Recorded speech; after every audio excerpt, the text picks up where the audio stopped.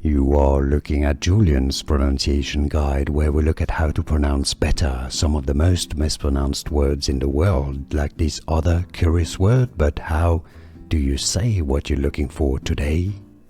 Let's learn how to pronounce this word once and for all correctly, a class of musical instruments. If you want to learn more music vocabulary, stay tuned. I've got many more for you here.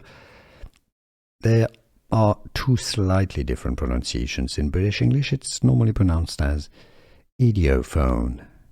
Idiophone. In American English, idiophone. Idiophone. Idiophone, American English, or idiophone. And no, it's not an instrument for idiots. It comes from Greek. The word idio means own or personal in Greek. Okay, so it's personal sound, personal voice. Idiophone or idiophone. And now you know it all. Here are more videos on how to pronounce more confusing words and names too many mispronounced. Like this video if you found it useful. I appreciate your support. I'll see you soon and thanks for watching.